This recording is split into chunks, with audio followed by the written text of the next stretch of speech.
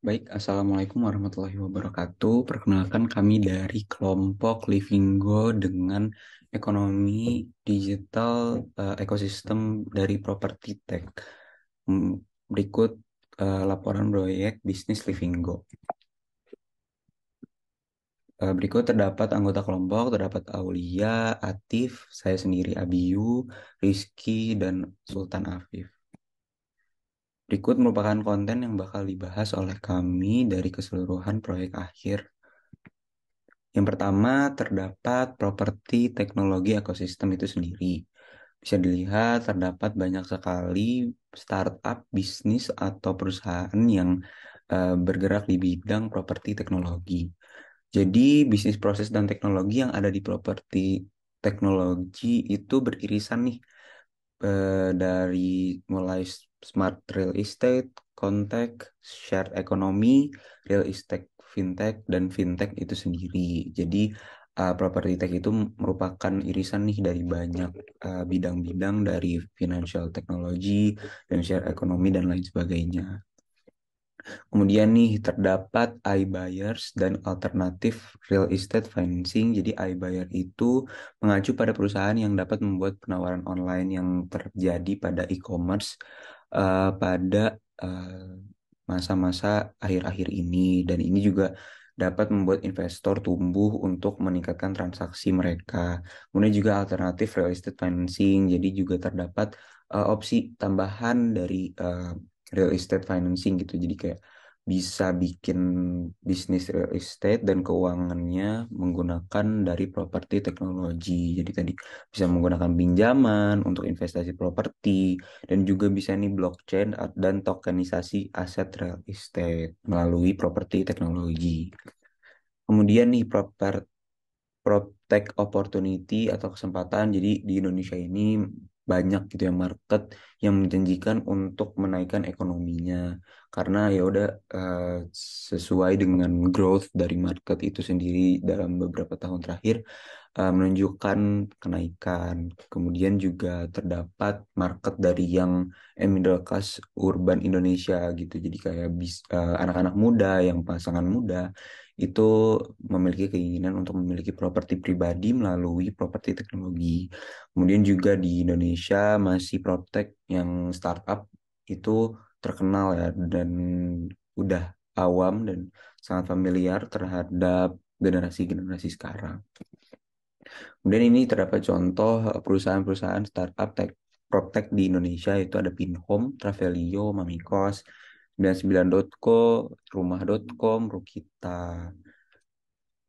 Baik, sekian. Dan selanjutnya kami akan membahas mengenai bisnis model, namun sebelumnya perkenalkan bisnis kami yang bernama Livingo. Jadi Livingo merupakan penyedia hunian komunal dan juga rumah di daerah populer yang nyaman serta mudah diakses, serta didukung fasilitas virtual visit menggunakan teknologi virtual reality. Nah, untuk customer sendiri, kami menyasar dua segmen customer. Yang pertama, kami menyasar pelajar atau mahasiswa. Yang kedua, juga ada pegawai kantoran. Lalu untuk value proposition sendiri atau nilai-nilai yang akan kami tawarkan adalah yang pertama, kami menyediakan fitur virtual visit menggunakan teknologi virtual reality dan kamera 360. Kemudian yang kedua, kami menyediakan hunian komunal dan juga rumah di kota-kota besar dan pusat aktivitas masyarakat. Lalu untuk customer relationship sendiri atau bagaimana kami membentuk customer agar loyal terhadap bisnis kami adalah yang pertama kami memberikan potongan harga ketika pelanggan menyewa sebelum pergantian semester. Lalu kami juga memberikan potongan harga untuk pelanggan-pelanggan khusus seperti kerabat dari pelanggan sebelumnya. Lalu kami juga terbuka terhadap kritik serta saran dari pelanggan kami. Lalu untuk cost structure dan juga revenue stream, untuk cost sendiri akan dana kami mungkin akan dikeluarkan untuk tiga hal berikut yaitu yang pertama ada operational expenditure, kemudian ada pemeliharaan dan juga perbaikan sistem, serta marketing dan juga iklan. Lalu untuk revenue sendiri, kami menargetkan dua saluran penerimaan yaitu komisi penyewaan atau penjualan dan juga komisi dari periklanan. Baik, selanjutnya saya Muhammad Atif akan menjelaskan terkait OAP atau Opportunity Analysis. Pada bagian ini, saya akan menjelaskan tiga subtopik besar, yaitu yang pertama dimulai dari konsep, yang kedua itu mengenali peluang pasar atau Opportunity Recognition Market, dan yang ketiga itu merebut peluang implementasi. Baik, selanjutnya saya akan membahas mengenai konsep, tapi sebelum itu saya akan membahas terlebih dahulu apa itu opportunity analysis. Opportunity analysis adalah sebuah proses yang dilakukan untuk mengevaluasi potensi suatu peluang bisnis atau investasi dengan tujuan untuk menentukan apakah peluang tersebut layak diikuti atau tidak. Pada umumnya, hasil analisis peluang ini dapat dijadikan sebagai dasar untuk membuat keputusan yang tepat bagi perusahaan. Perusahaan Livinggo itu sendiri melakukan opportunity analysis dari beberapa aspek. Yang pertama ada properti dan VR.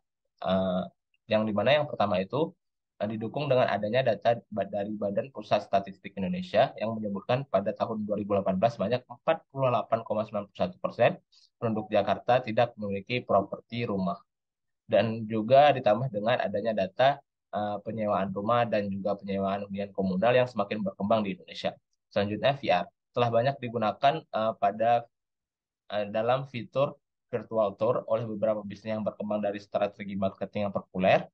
Terus juga ada lebih dari 5 juta kunjungan virtual tour setiap harinya di dunia, yang dimana dengan adanya fakta-fakta tersebut, kami menemukan peluang untuk melibatkan teknologi VR untuk menyelesaikan jual beli atau sewa properti yang dalam hal ini adalah rumah hunian komunal.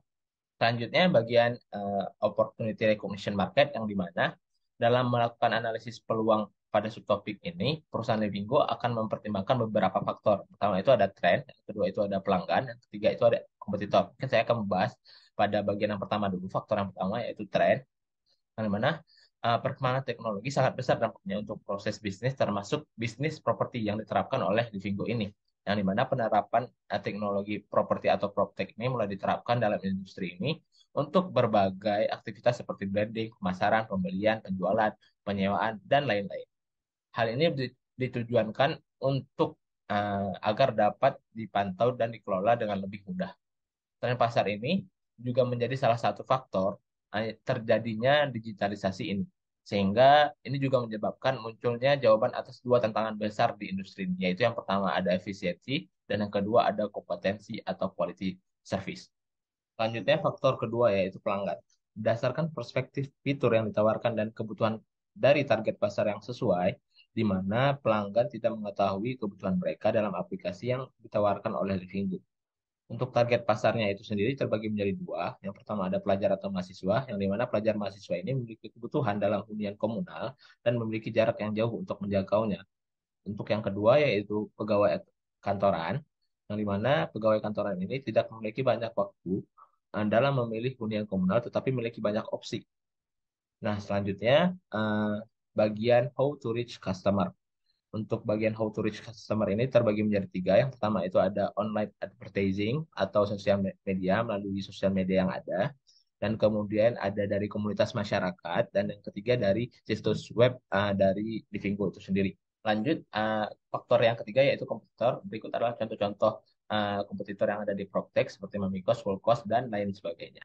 Kemudian di sini ada tren penjualan kompetitor. Yang pertama itu menurut survei yang dilakukan Matterport dan Redfin pada tahun 2020, sebanyak 82% pembeli rumah setuju bahwa 3D virtual tour memberikan representasi yang lebih akurat daripada foto 2D. Kemudian, yang kedua itu ada data penjualan startup Amigos yang telah mengalami kenaikan permintaan sewa kamar lebih dari 125% pada kuartal 1 2022.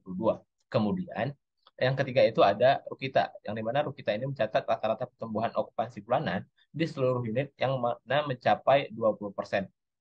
Dan yang terakhir itu Travelio. Travelio ini mencatat pertumbuhan bisnis lebih dari 500% per tahun 2019. Nah, di sini kemudian selanjutnya ada uh, keunggulan dari Livinggo dibandingkan dengan kompetitor lainnya. Yang pertama itu ada menawarkan hunian komunal dan rumah sekaligus, dan yang kedua itu menawarkan fitur virtual visit. Kemudian subtopik yang terakhir yaitu merebut peluang atau implementasi. Untuk subtopik ini akan dibagi menjadi beberapa pokok bahasan. Yang pertama itu ada mitra dan sekutu, yang kedua ada modal bisnis, yang ketiga ada risiko. Mungkin saya akan bahas yang bagian yang pertama terlebih dahulu yaitu mitra dan sekutu. Dalam mencapai tujuan perusahaan, Livinggo akan menjalin kerjasama dengan pemilik properti atau bangunan, yang mana properti dan bangunan ini merupakan salah satu sumber daya utama yang dibutuhkan oleh perusahaan. Oleh karena itu, perusahaan membutuhkan pihak ketiga, yaitu pemilik properti atau bangunan, untuk menyediakan properti mereka pada platform Livinggo. Nah, untuk bentuk kemitraannya itu sendiri adalah yang pertama perusahaan menghadirkan sistem. Yang kedua itu pemilik bangunan atau hunian komunal menyediakan propertinya pada platform Livingo. Selanjutnya, model bisnis. Livingo sendiri menggunakan institusi atau customer to customer marketplace dalam model bisnisnya. Adapun implementasi dari institusi marketplace ini adalah marketplace menjadi pihak ketiga untuk memberikan fasilitas transaksi antara pembeli dan pengguna yang mana ini dapat memberikan kenyamanan bagi pelanggan dalam melakukan transaksi. Selanjutnya bagian risiko. Dalam mengidentifikasi risiko yang mungkin terjadi, tim Livingo tidak menggunakan framework atau dokumentaris manajemen plan secara formal.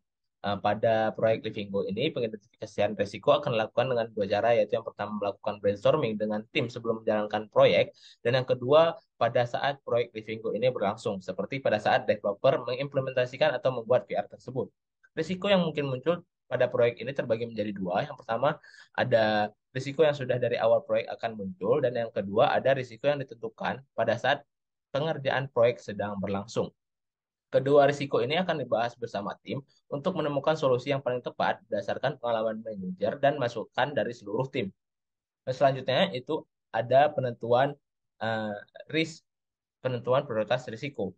Dalam menentukan prioritas risiko, kami menggunakan register dengan tujuan untuk mencatat rincian semua risiko yang telah teridentifikasi bersama dengan analisisnya untuk menentukan prioritas risiko dan rencana untuk bagaimana risiko akan diperlakukan. Dan kemudian ada risiko apa saja yang dapat terjadi. Untuk risiko yang dapat terjadi itu terbagi menjadi tiga. Yang pertama terdapat error pada salah satu fitur VR, dan yang kedua itu tidak dapat memenuhi target pasar, dan yang ketiga itu terdapat isu terkait kualitas produk yang kurang baik. Oke, perkenalkan, nama saya Rizky Anugrah Ramadan, dan pembahasan berikutnya yaitu membahas mengenai financial statement. Pertama-tama, di sini saya ingin menjelaskan mengenai revenue projection pada perusahaan Livingo. Pada tahun ke-0, tentunya belum ada transaksi yang masuk, belum ada pemasukan yang masuk kepada perusahaan. Di tahun yang pertama, di Komisi Penjualan dan Penyewaan Properti, kami memiliki total dan mengasumsikan bahwa terdapat pemasukan sebanyak 15 juta, pada tahun kedua 45 juta, tahun ketiga 180 juta. Pada Komisi Penyewaan Properti terdapat 3.500.000, tahun kedua 7 juta, dan tahun ketiga 40 juta. Berikut seterusnya. Di revenue projection ini memiliki net revenue di tahun yang pertama yaitu 18.800.000, di tahun kedua 53 juta, di tahun ketiga 221 juta sekian.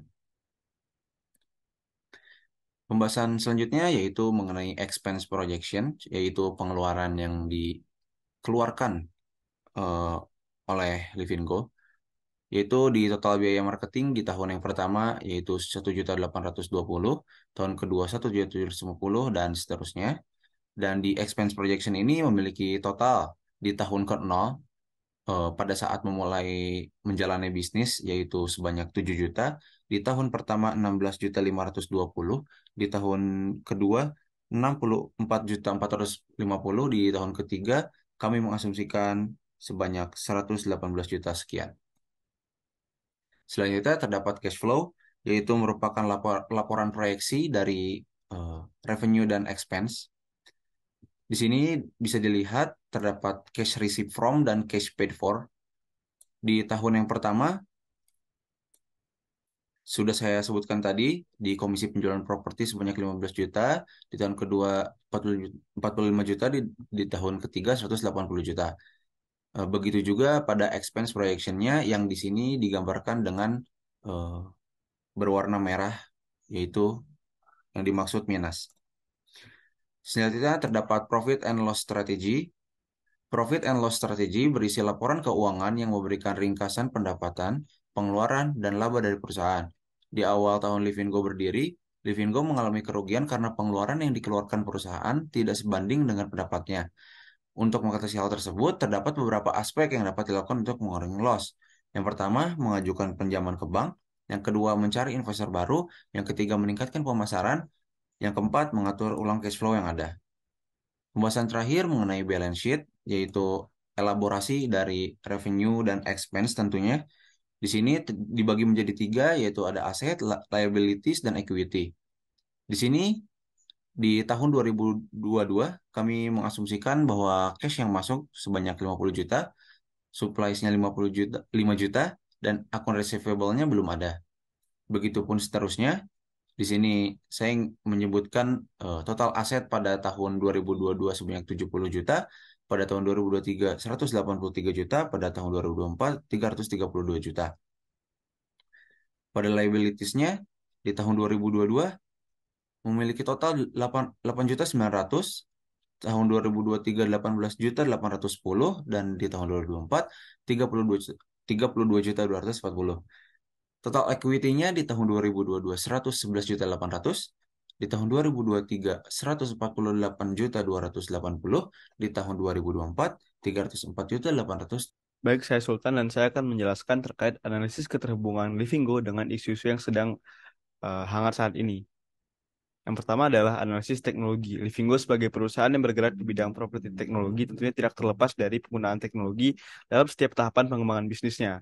Apalagi dengan Livingo yang menjual keunggulan utama yaitu pengguna tidak perlu datang ke properti secara langsung untuk bisa melihat dan mengecek kondisi properti.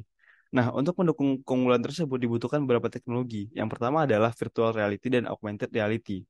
Nah, VR dan AR sendiri digunakan agar bisa menampilkan properti secara virtual kepada pengguna sebelum agar pengguna benar-benar bisa mengecek properti tersebut sebelum akhirnya pengguna memutuskan untuk bertransaksi. Nah, kemudian untuk mendukung VR dan AR dibutuhkan kamera 360 di mana nantinya kamera 360 akan digunakan untuk menangkap kondisi ruangan atau properti secara menyeluruh sehingga nantinya bisa ditampilkan oleh VR dan AR. Yang ketiga yang digunakan adalah motion sensor. Motion sensor atau sensor gerak digunakan agar benar-benar pengguna bisa merasakan pengalaman seolah-olah sedang berada di properti tersebut melalui gerakan-gerakannya, arah matanya yang kemudian ditangkap oleh motion sensor yang kemudian diolah dan virtual reality akan menampilkan sesuai kondisi gerakan arah mata dan kondisi gerakan tubuh lainnya.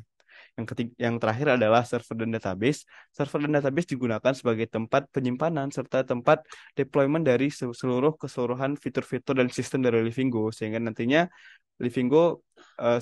pengguna bisa mengakses marketplace serta juga bisa menggunakan fitur dari virtual reality secara lancar untuk dalam bertransaksi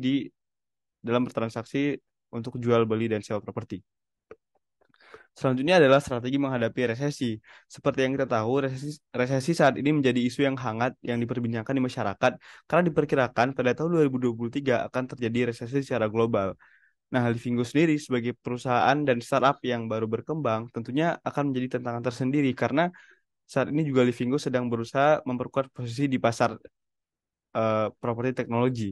Nah, oleh karena itu, namun ada beberapa hal yang bisa dilakukan oleh Livingo untuk tetap bisa berkembang di masa resesi ini. Yang pertama adalah tetap terhubung dengan pelanggan. Hal ini penting karena apa? Agar pelanggan tetap bisa loyal kepada Livingo dan tetap terus menggunakan platform Livingo.